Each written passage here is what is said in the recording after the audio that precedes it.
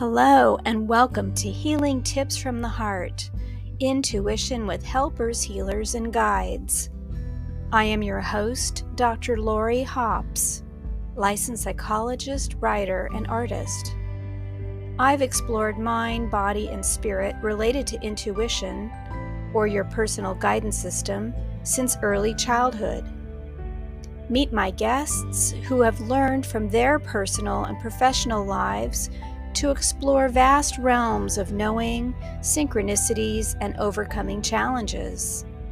Their stories may inspire you with tools to enhance your daily living and relationships. Hello, everyone, and welcome my special guest for today, Barbara Evans. Barbara is an award-winning artist, author, and creator of the art of raising frequency, energy healing modality, and a leader in vibrational medicine. She has learned multiple healing modalities, including Reiki, Shiatsu, and crystal resonance therapy. She's also an ordained minister. Barbara's art of raising frequency synthesizes sacred geometry with the energetic benefits of crystals and sound to create unique high vibrational art and an exciting new approach to energy healing that she'll be talking about. She is an inspiring presenter at national and regional conferences. She has a series of online workshops and a certification program, and she's written articles for magazines and has published 5 books and 4 high vibrational energy healing card sets. Her high vibrational art has been featured at multiple centers and events and healthcare facilities worldwide, including the United Nations and Omega Institute. Welcome, welcome, Barbara. It's so good to see you. And I'd like our audience to know that I've met you in person, but only briefly, because you've been a vendor at events that I've been to. And so we've had conversation over the years, and I'm so grateful that you're here today. Well, it's wonderful to be here, and thank you so much for inviting me. It is a tremendous honor, so thank you indeed. Thank you. Is there anything that you'd like the audience to know about yourself that maybe I didn't mention in the bio? Well, I was thinking,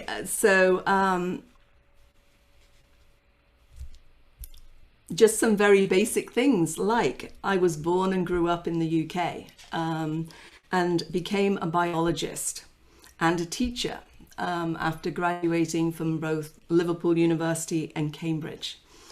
And then I was very much a scientist in a very Western medicine type scientific box.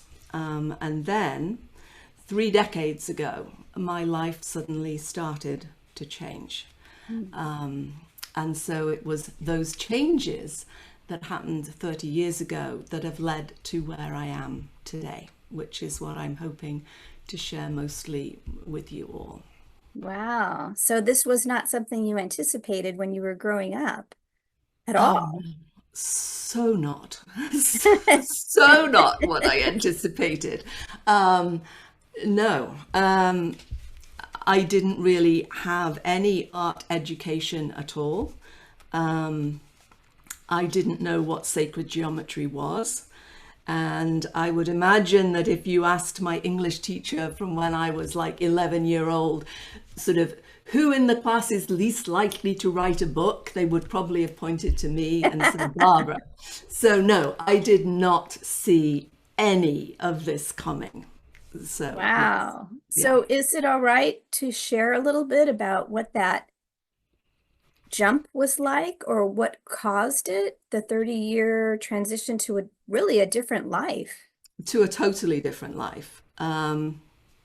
Yes, and these words are popping into my head right now. So I remember my husband saying one day to one of his work colleagues, I married a biologist and now look what happened. So it was a totally surprise to both of us.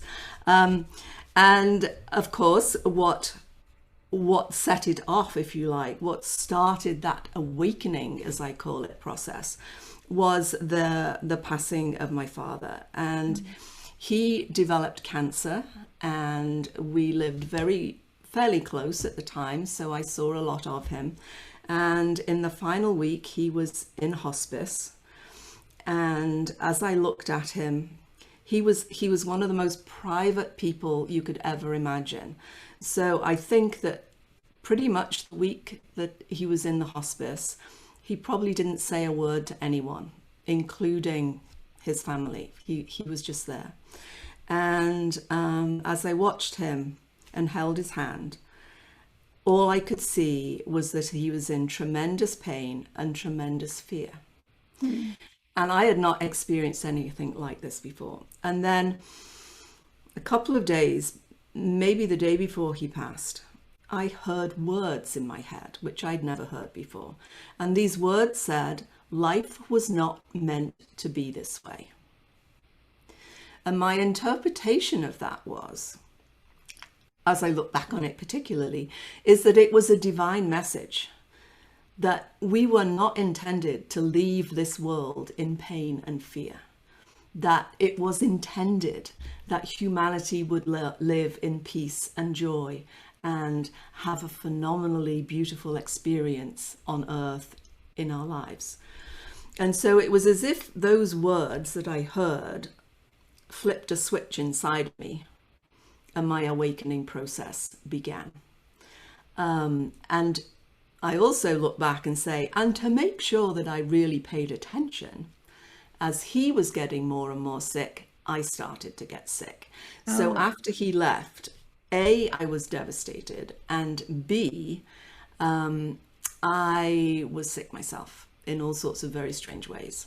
Like I would wash vegetables under the cold running water and my hands would swell up. I jumped into a swimming pool that was too cold and I just came up in blotches all over my body. So everything about me was out of balance when he left. So that was the beginning. And then I started to notice synchronicities, big synchronicities started to happen. And I noticed them and started to follow them. And in a sense, I have been following those messages ever since. Wow. Thank you for sharing that story. Your father sounds like a dear and unique person on the planet. We're so used to hearing about the big, bold personalities, and he may have had just as much, if not more, going on, but you had to really pay attention to notice because he was so internal. Right. And that deep grief that we go through when we lose a loved one, especially a parent. But it sounds like that you had a total transformation that really could have shut you down.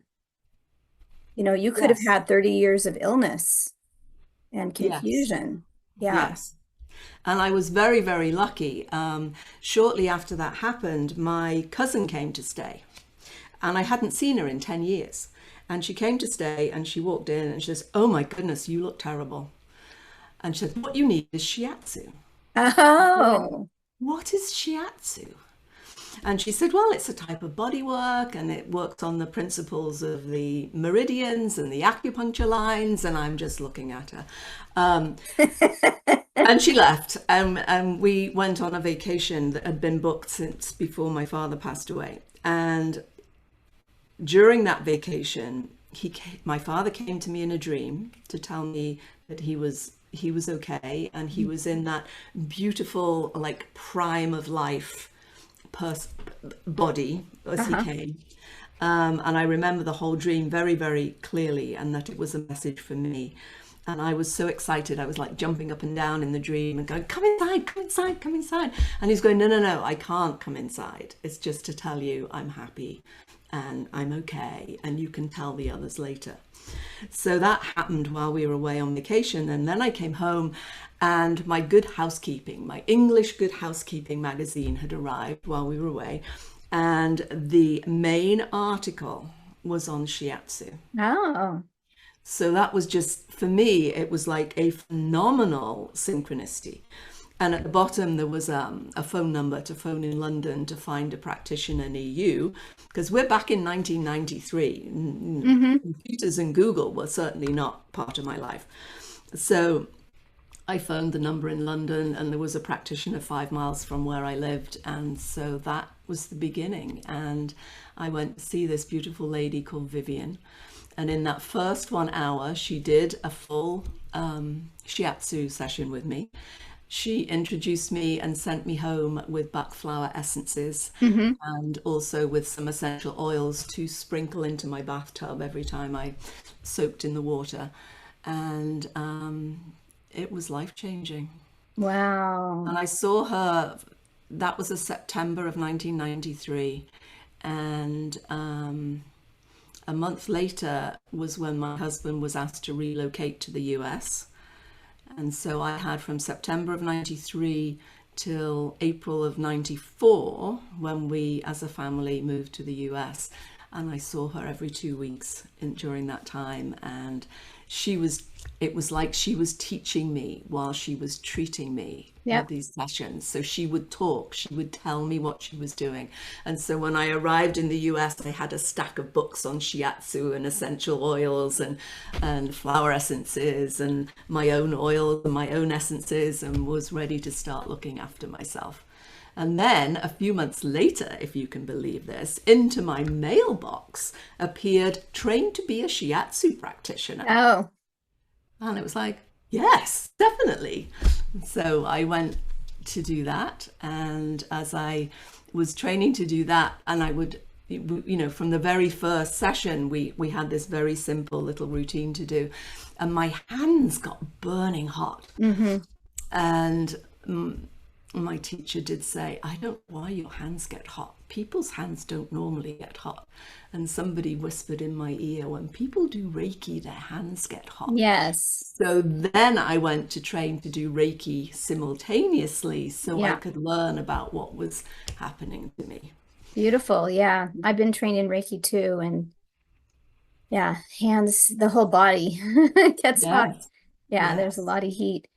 Fascinating. And so, how did you move from, well, so I'm thinking in two different ways. One of them is how biology set you up for understanding the underpinnings of life force, really, even if you weren't studying life force. Energy is an energetic principle, but just the notion of the principles of life and how it reproduces and grows, and where you get stuck. And you had some basic principles of the body and life force and science that you could apply with a lens for understanding all these different modalities, the flower essence and, shiatsu and all the rest. So that's great because you had a foundation. But how did you go from there to this? So the people who are only listening and not seeing, what we're seeing behind Barbara, well, on her right now is this beautiful scarf that has purples and teal and gold and maybe burgundy or brown. It's hard to tell. And then behind, I'll stop there. It's like gold. Yeah, gold. It's so lovely. And she's wearing a greenish teal blouse. And the color and the vibrations are playing off of each other. And then she has these incredible framed mandalas, which are, I'll let you say more about them, but basically think of circles within circles with different colors and designs interspersed with a harmonic color palette. So one's like the purples and pinks, and another is maybe browns and yellows and so on. And then she also has these gorgeous crystal bowls, probably 20 behind you.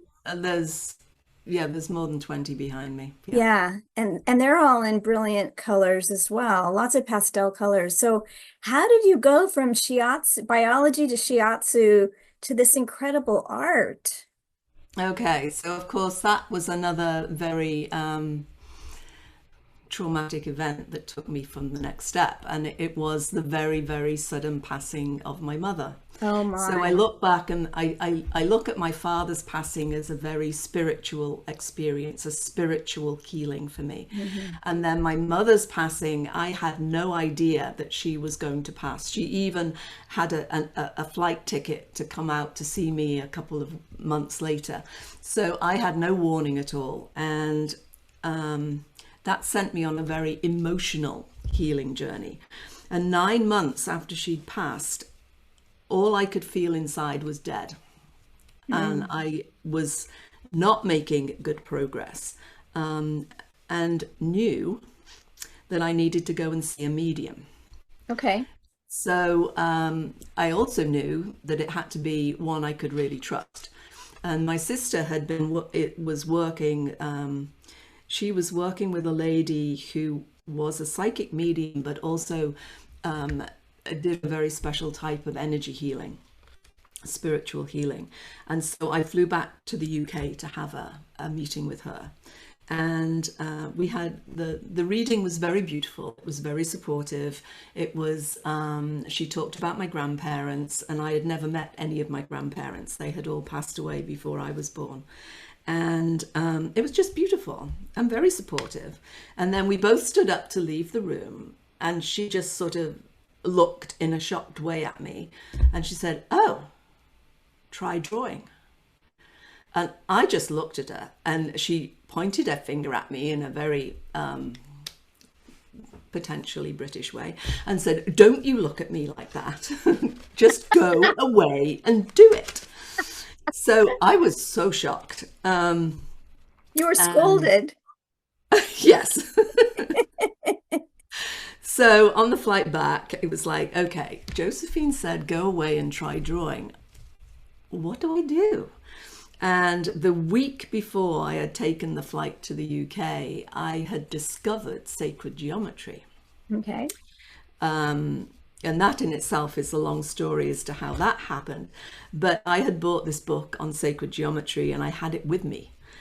And so I thought, well, if I was going to draw anything, it would need to be sacred geometry. But then I looked at the the line drawing, black and white line drawings in this book, and it's like, but it's too hard. I couldn't do that. And then in the margin, there was this tiny, tiny sevenfold labyrinth that was drawn. I mean, it was literally just tiny, tiny. And I went, I could do that. So I went home and I asked my son, who had been gifted, some watercolor paints for one of his birthdays. He'd never used it. And I said, could I borrow your paints and your paper? And so, yes. And as I started to draw and paint this very simple sevenfold labyrinth with a rainbow behind it, I could feel those universal energies coming through me and going into the painting. Yeah. And there was this knowing that the paintings I was to create were not just for my own healing journey, but they would help anybody who was in the slightest bit interested in them. And so, in a sense, that was the beginning of the artwork. And of course, I wanted to do the real sacred geometry, but it was a few months before I dared to do that, and did a few other things in between. But since then, the only thing I paint is sacred geometry, and have become more and more and more aware of how I connect with those higher dimensional energies and bring them into the form of the artwork, which means that people can hold them in their hands, they can look at them and really interact with them, helping us to all awaken more of that inner divine essence that we hold. Beautiful. Wow. So inspiring and beautiful. And I'm so glad once again, that you listened. We talk about intuition comes to people, but they don't always listen and follow through, but you're masterful at it. And because the need was so strong, because you were really suffering, but you found your way through. But for those who don't know, do you have a brief description of what is sacred geometry? Well, sacred geometry, it's interesting. It is geometry, but I think it's created with a very spiritual intention behind it. And so, in a sense,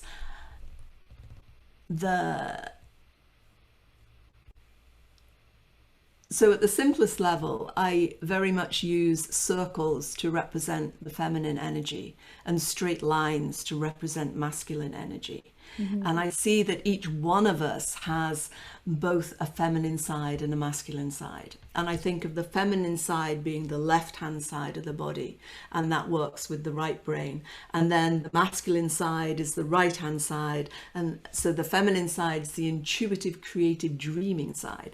And then the masculine is the more analytical, scientific, manifesting side. And each one of us needs those two sides of our being to be awake, active, and talking in harmony with each other in order for us to awaken that potential we hold. So within the circles of my artwork, they really represent the feminine, but there's masculine within the feminine. And within the straight lines, which is mostly representing the masculine, there is also the feminine within the masculine. And so it's playing with these circles and straight lines in very and I receive very clear instructions as to what it is I have to create on my paper. Often there are numbers involved, so the pictures that you can see that are on the wall behind me at the top are from my third series, which is called Rays of Creation.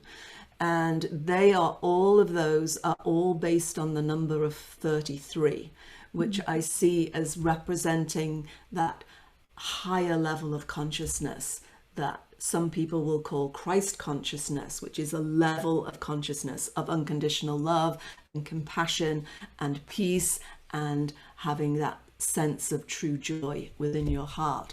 And so it works in many different ways, but I feel that the sacred geometry is brought through with intention, as opposed to being a purely mathematical exercise. So that's the 33 that you're talking about. Yes. Yes, so that series of compassion and Christ consciousness maybe, and love and Yes, and peacefulness. Yep. they each of the images has a numbered 1 to 12, and then the 13th image has all 12 within it, and that one is called Heart of Divinity. There's 4 behind me, 8 in front of me, and they all have their own essence. And so this one that I am wearing as a scarf is about clarity and discernment, which I thought was very appropriate for our discussion today. Yes, beautiful. Wow, how cool do you have anyone in your family who does similar work at all? No. No. Yeah. No. Well, actually, that not as the artwork, but since I moved into the energy healing realm, my sister has followed in that respect as well. Oh, that's nice. But she has done that since, and of course Yeah. she is still in the UK, so we don't get to see each other very frequently. Yeah. So how did that move into a healing modality? Well, Following the threads here. right, all the threads coming together. Yes. So I had started to do the creation of the artwork, and what happened next? In 2003, I went to a crystal conference in Burlington, Vermont, and that was where I first met the 2 owners of the crystal bowl company that I work with, and was fascinated by their bowls. And then at the end of 2004, there was a huge tsunami in Asia. Yes. And the night of the tsunami, I had a dream in which I was told, it wasn't like, oh, you have a nice invitation and choice, but I was told to phone Lapito and ask him to choose me a bowl, and that then I was to start creating workshops, events, ceremonies for healing the waters of the planet. And at the beginning, well, in mid-2003, I had actually gone to the Omega Institute, where some of my earlier sacred geometry was on display. And at that conference, which was all about the water of life, as I was driving home, made this spiritual commitment as I was driving to create a piece of art for healing the waters of the planet. That was not just to be a pretty picture to hang on the wall, although it could be that too, but was to make a significant contribution to the healing of the planet. So that is what started the work that has come out into the world. Okay. That healing the waters of the earth piece is the first piece that was in the first book and the first card set. So by the end of 2004, there were a fair number of those. End of 2004, there were probably 7. And so it was those 7 that I started to create these healing events for the planet. But also, while I was creating the healing waters of the earth image, as I was painting, it was like, wow, if this is to help the healing of the waters out there in the planet, the water within us is also part of the planet. Yeah. And so this is not only for healing out there, it's also for healing inside of us as well. Yes. So in a sense, that was the beginning of that realization. And for the next, until 2010, the workshops I created were very much about healing for the planet in the bigger sense. And then in 2010, I was invited to go and teach in Hong Kong at a healing center. And the lady at the healing center said, but you can't just teach workshops.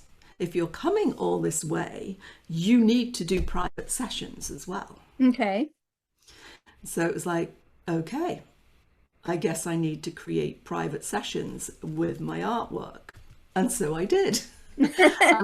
I took the bowls. I took some bowls with me. I had one set of 3 nested bowls with me as well, so they were used. I didn't have any of the cards. They were not created yet. And so I was using what I call mini prints as the healing instruments. I now have healing discs, but I didn't then. So I was just using the art prints as the energy healing tools. And from that point in 2010, the protocols have just continued to grow, and the series of paintings have continued to expand. I had an amazing meeting with somebody I think that you probably know, called Jenny Davis, in 2012. We were both exhibiting at a conference, and there weren't that many people attending, so we had a chance to meet and talk. And she first came up to me and she said, you paint what I see. Oh. Because she has this incredible gift of being able to see energy. And so that was just a tremendous confirmation for me that I was not really just dreaming about all this. This really was happening. It really was holding that potential to make a tremendous difference in the world. So. And that's only 2010. Yes. Yes. But then there was 14 more years. I know. Yes. And so that first series was called the Empowerment Series, and it was the series that opened the way for me. So I see it. Whoops, sorry. I've got a crystal singing bowl here, and yeah, it's singing with us. What for those who can't, well, we don't know what it is. Can you tell us the bowl that just got struck? Because everything is synchronous. So okay, so this bowl, it is a 10-inch diameter bowl, and it is called Saint Germain Aura. So it has gold and platinum mixed in with the crystal, and it's very transparent, very clear, has an incredibly beautiful pale lavender color to it. Yeah, gorgeous. And it is for the third eye, so it helps to awaken the third eye. Would you like to hear it? Yes, I don't know how well the recording will come out, but why don't we try? Okay. and see. So I have a microphone, so usually it works, but Right. we will see. And if it doesn't, Yeah, I'm not getting any you're sound. not. Oh, there we go.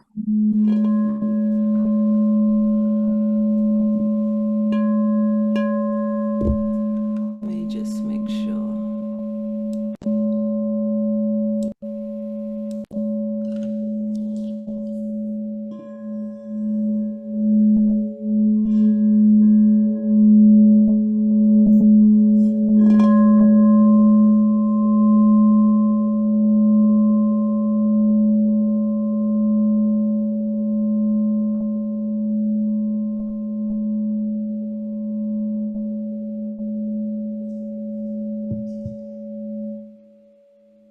Thank you. You are so welcome. So they are so beautiful. It's such a beautiful way of helping to clear energy and bring fresh frequencies in. And they have been incorporated into my work since that very first bowl back in 2004-5. Wow. So as you were saying, Yes, I've probably completely forgotten what I was saying. we were talking about The first series I look yeah. at as being about personal empowerment, or the first big group of that first series is very much about our personal empowerment. And then it moves into a trio that's called New Earth, Transformation, and Carefree Delight, where we have made it and our wings are fully spread and we're ready to fly. Then I got to the 18th image, and this painting, this number 18, it was like, this feels like completion. And I said, what am I going to do now? I've come to the completion. And the answer was, to my complete surprise, the chakras. Okay. So the next job was to start working on a series that would help our chakras move to fifth dimensional levels, which meant helping them to clear, helping them to balance, helping them to upgrade, and really make tremendous shifts so that it can allow us to get in touch with that divine essence that we each hold, allow us to bring that into a place where we can recognize what it is and start to follow that. And one of the things that I really wanted to say is what I have found, and other people say, but I have truly found, is that joy within your heart is such a tremendous guide when you are with intention wishing to follow your reason for being on the earth. And Mm-hmm. that we are meant to be doing our life missions with joy.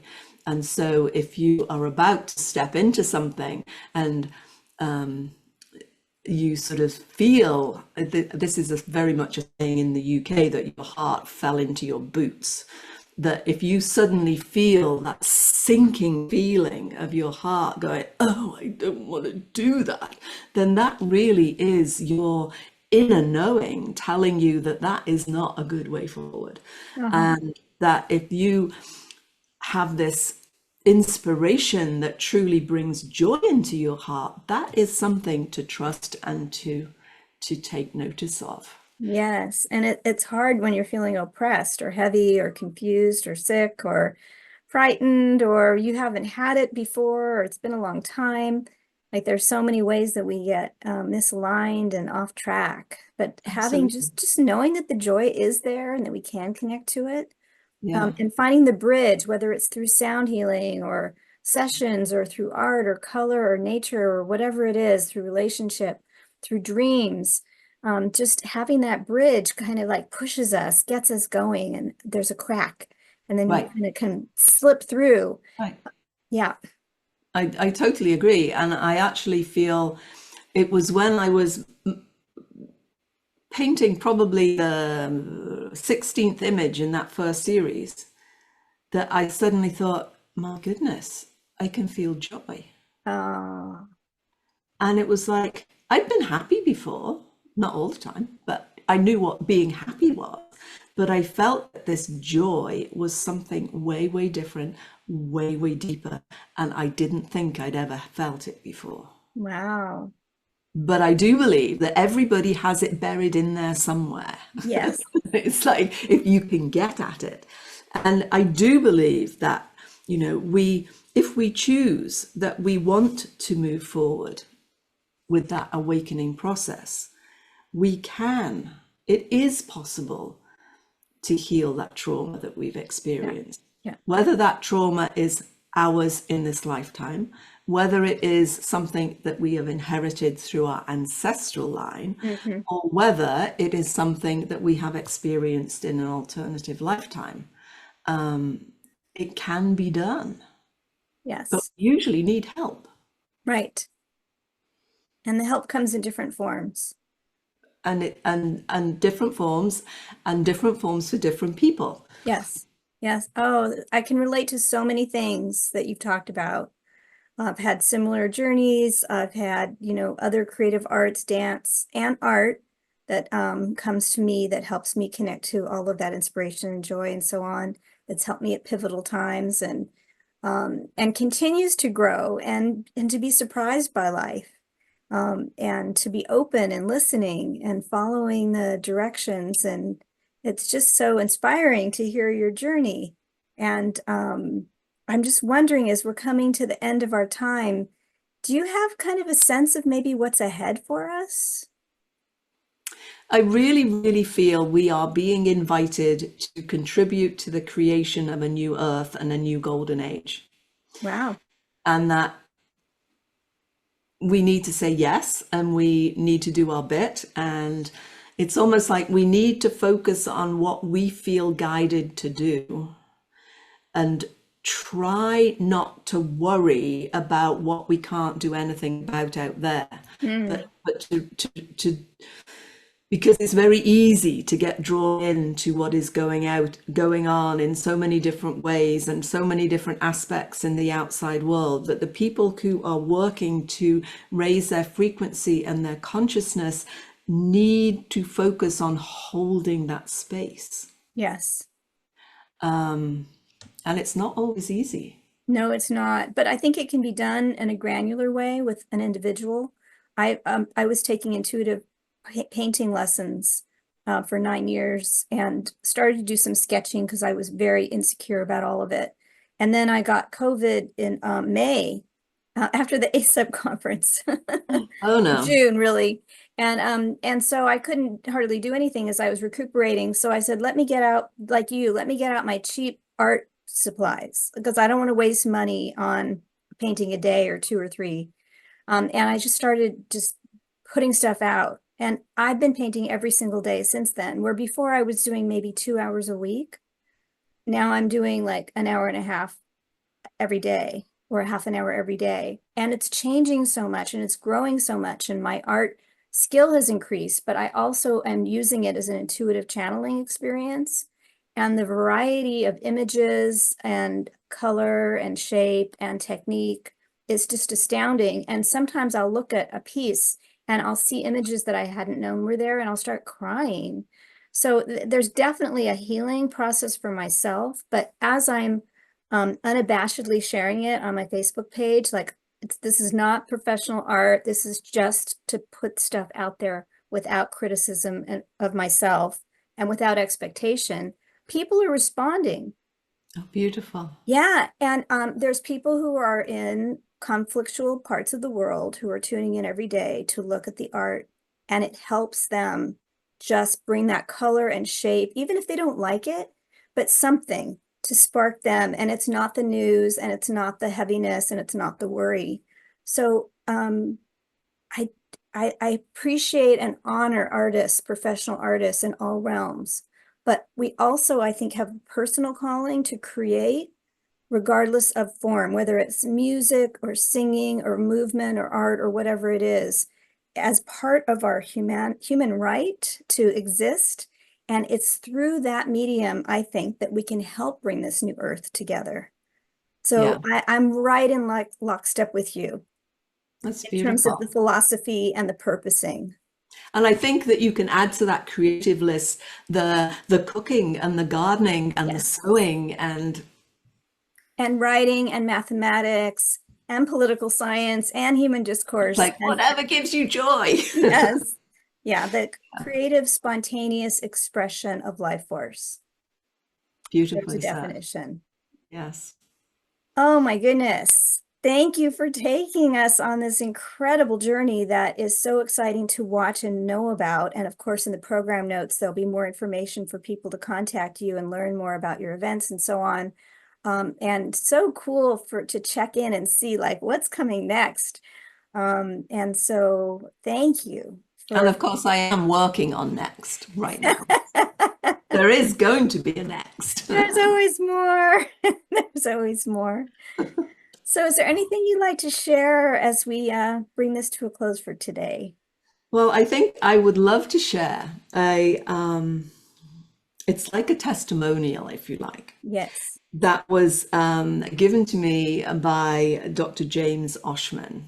And this confirmation from people along my journey that they see that what I am doing is real has been so tremendously important to me.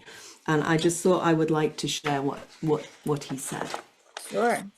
He said, "When I see Barbara and her work, I see someone who has truly found their gift, life purpose, and destiny. The images Barbara creates have a profound effectiveness. I believe Rays of Creation, which is my third series and is at the row on the wall behind us.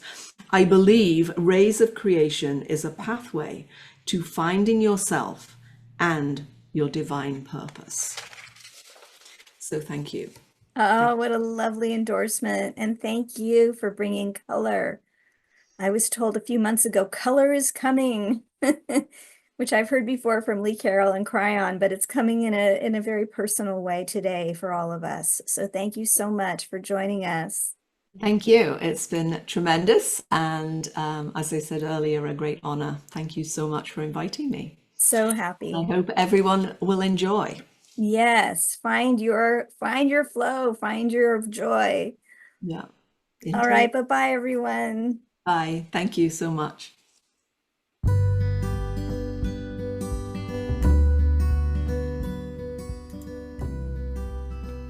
Thank you for joining us for today's podcast.